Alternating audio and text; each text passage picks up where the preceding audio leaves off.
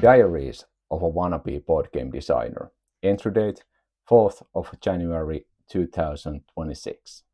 My name is JP Kurikka and I am a wannabe board game designer. Today I'm going to show you how to implement your own game in Tabletop Simulator, or TTS for short.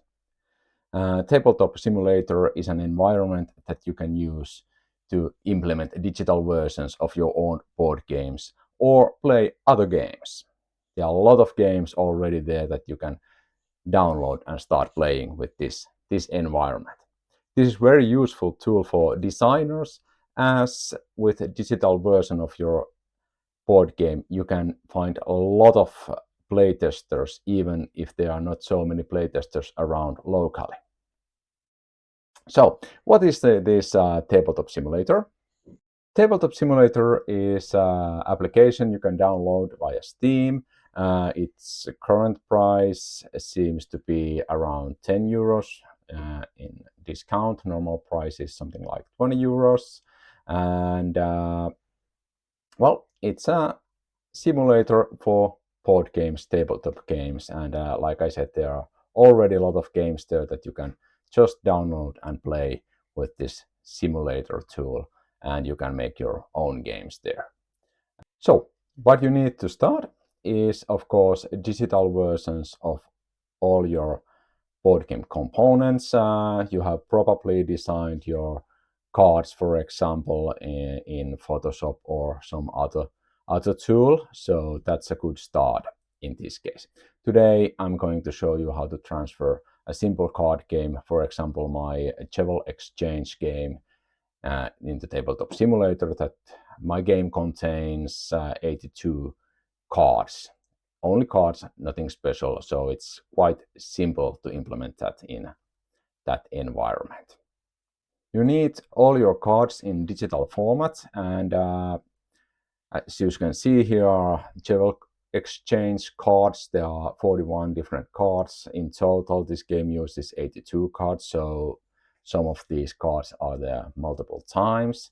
And of course you could import all these cards one by one to Tabletop Simulator, but that would be quite a lot of work. So it's much easier to import whole deck at once.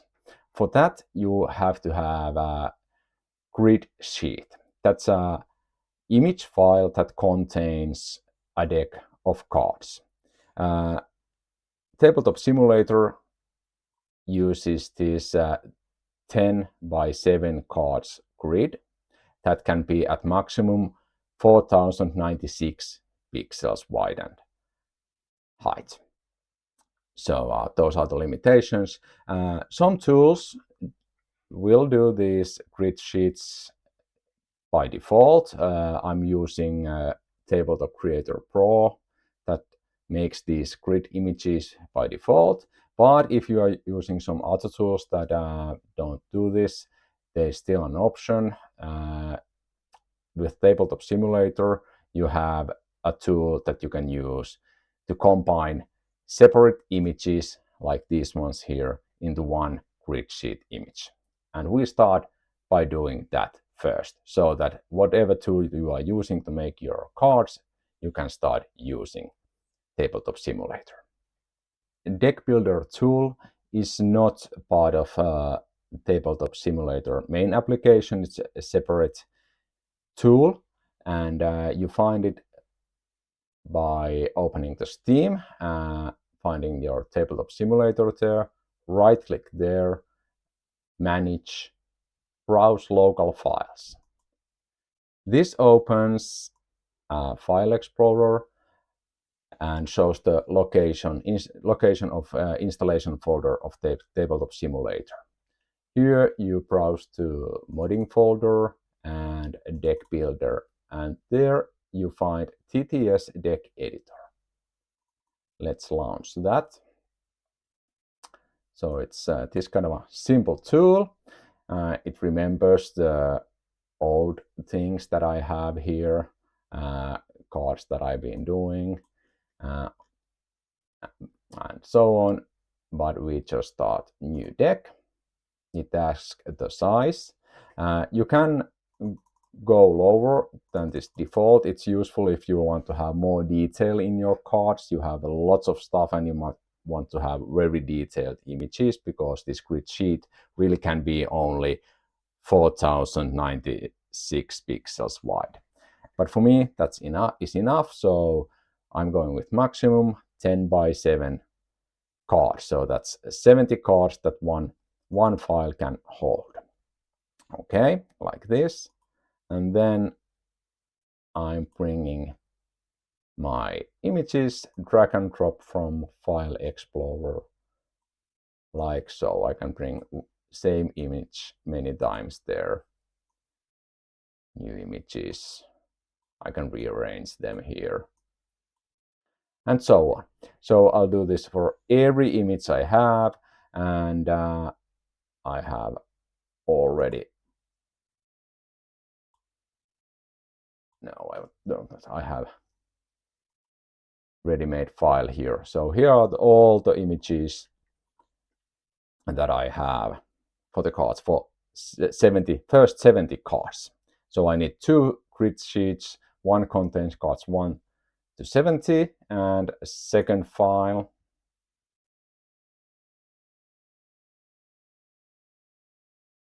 contains cards from 71 to 82. So the file has more spaces, but I'm only using 12 first. Now this is not enough yet. We need to export these grid sheets as PNGs. Export. I could upload these to the Google Drive or some other service, but it's good enough to do like this. It's important you have this max deck size set to 4096 pixels. Export. That's good location. Let's export this one. Like so. Now I have exported the grid sheet images for my cards, and I can launch the actual Tabletop Simulator. Okay, here's the main menu of the Tabletop Simulator, and we start by creating new game. We make it a single player game, or it's only the environment that we are using, single player environment. It does not limit the player count from your game that you are creating, but I find it easier to create games with this single player environment. It doesn't open any servers or anything like that when we do it like this. So single player game. Now I could start playing any game, DLC games, classic games, anything that I have downloaded from the workshop. But because I don't want to do that, I want to start from scratch. I just close this dialog like so. And here's the basic environment. There's a table that I have here in some background environment. Well, this is quite good table, but usually I like the rectangle one, so I want to change the table. So I click Objects, Tables, and select Rectangle, like so. Here's the table that I like to use most. Now we just start importing my cards. Objects and Components. You see that here's a lot of different ready-made components, blocks, boards, cards, chess components, dices. I could use any of these ready-made components as part of my own game design. But for this game, I need custom cards. So I select custom. I don't make single cards. I do deck at once. So deck. And then left click here. My deck will be placed here, and with right click, it opens custom deck dialog. Okay, there's a type of the card, which is rectangle, rounded one, and then there's a face. This is the face side of the cards, and we actually need this grid sheet file here. So grid sheet file for the faces. So I could enter internet URL if the file would be in some file service there, but in my case I have them on my hard drive. So browse local files, there are some backsides, and there's the cards from 1 to 70. Open. Now I have option to upload this file to Steam Cloud. That would be a good idea if you were planning to release your game in workshop so that anyone could download it from the Steam and play it on their own machine without you starting up server. But because I'm just testing here, I'm using this locally. Local files are good enough for my tests right now. So local. Now, unique packs. If your cards have different packs, every card has different pack, then you would mark these unique packs here, and you would need a similar grid sheet file for the backside of the cards. But because in my game, in Jewel Exchange, all the cards have same pack, I don't check this, and I just select single card pack. So this isn't grid sheet, it's only one card's backside. Now it asks width and height. These are the grids width in cards and height in cards, and actual number of cards in that grid. So this first one contains maximum of 70 cards. We set it 70. If the cards would be sideways, we would check this. In my case, they are not. And then there's this pack is hidden. You should check this if the backside of the card is hidden, so that if you don't want to show what card the player has in hand, the pack is shown. So this is the normal case, I think. In my case, this is really so. If I don't want to show what the card actually is, I'm showing the backside of the card, so back is hidden. Import. Short while when it's loading. Let's zoom in a little bit. So cards seem to be here.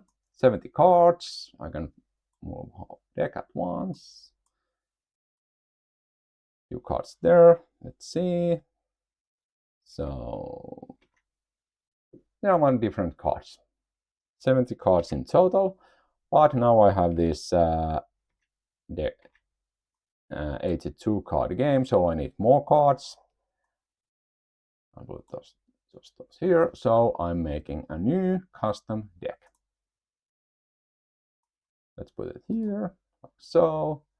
Let's select faces for the cards 71 to 82. Like so, local. Then we need the backside. Like so, local.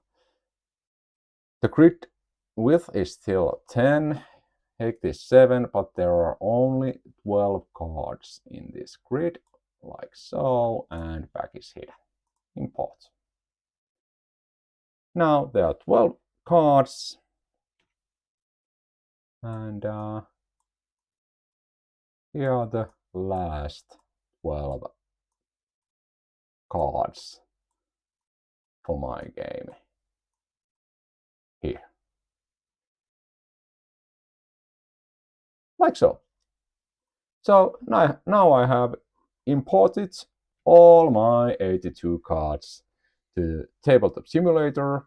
I could basically start playing with the game right now, right here.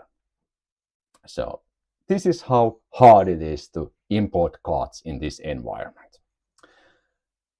You see that these are quite small, so I can scale these cards a bit. So right click, scale up a few times. Same thing goes with the plus sign. I can make them bigger like so. And that's it. I could also shuffle the deck. Now it's shuffled. I don't know the order of the cards anymore. And that's it. So now let's save this situation as baseline so that we can start from this situation anytime we want to test and play our game.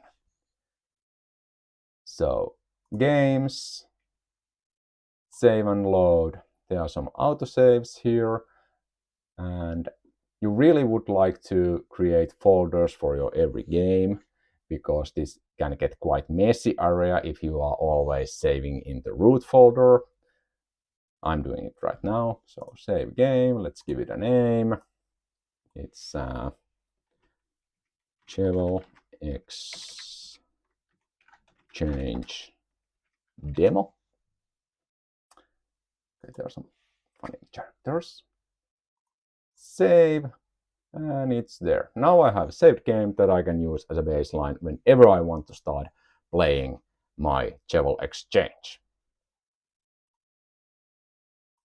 Now let's go back to main menu. Yes, I want to go back to main menu. Now, one thing that I use a lot when I'm testing my games is Tabletop Simulator's hot seat mode.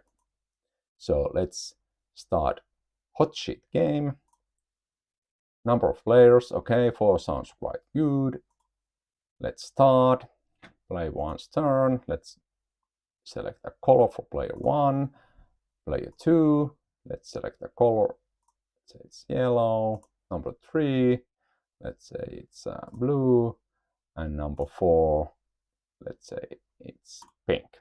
And now when the colors are selected, we can select a game, and here we just start with Cheval Exchange demo that we just made. And load. Okay, now we can start playing 4-player version of Cheval Exchange. So let's start by putting cards here, which is the basic start of the game. So let's flip them. Okay. This is not allowed as a beginning card, so let's put it on the discard. Let's die another one. Like so. Then we start dealing cards. So player 1 gets 4 cards. 4. Now player 2, yellow, gets 4 cards. You see that cards from in another player's hands are hidden. So I only see back sides. And for player 3, 4, and player 4, 4 cards, like so. And we would start playing like this, place a card there, then draw a card, and give turn to next player. You could use this hot seat with single computer with many players, so it's a hot seat. Now if I would have another players in the same room, I would go away, and next player, player 2, would come here and start playing. And let's put it here, like so. Draw a card, and so on, and so on, and so on. So you see how easy it is to play a game. I didn't enforce any rules in this environment. I don't have any scripting. Hands are already there when I start playing from the scratch. There are my components, and players can do whatever they want with these components. Of course, it's nice to have some rules here so the player can read them and act like them, but no scripting is necessary in this kind of a game. If you would like to host a game so that someone could join you and play with their own tabletop simulator while you are hosting the game, you just create a game, select multiplayer, some game name, okay, PHP, sounds like nice, but it's not Hackapaddle, it's Cheval Exchange. We could have any other server name also. Server type, it could be public, so password would be a good idea. Just testing. Maximum players. Create server. Now I have created server. And like so. Now we are just waiting that other players would join my server and we could start playing. Of course, I would have to tell the server name and the password to my friends so they can join and we can start. So that is how this works. Okay, that's it. I've shown you how simple it is to create a simple card game in Tabletop Simulator and get started with your digital playtesting. So I recommend that you investigate it a bit and start creating your own games there. So this is how Tabletop Simulator works. Of course, there are some other options like screentop.gg, which is a web-based solution, simple web page that people can use. You can create 3 games there for free. After that, if you want to create more games, you have to have a subscription. But the benefit there is that it's free to play. Players, your testers, won't need to buy anything. They can play how many games they want there. So it's easier to get started with that environment. But then again, it's subscription based to you if you want to create more than 3 games there. Then again, in Tabletop Simulator, every player must have their own installation, and it's this 10 to 20 euros cost there. I really don't know which one is better. I like Tabletop Simulator because there is not subscription fees, but of course you can choose whatever you like. And of course there are a lot of other options. One to mention is Tabletopia. I've heard it, I've seen it, but I have never used it, so something that I cannot say a lot about, at least at the moment. So this is all for today. I hope you got some useful information how to create your own games in Tabletop Simulator. Hey, if you like it, click like. If you like to see more of these videos, hear about my game designs, click subscribe. And of course, you are welcome to follow me, for example, in Instagram, where I post my game designs and whatever I'm doing. So that's wannabe board game designer on Instagram. Thank you for watching and see you next time.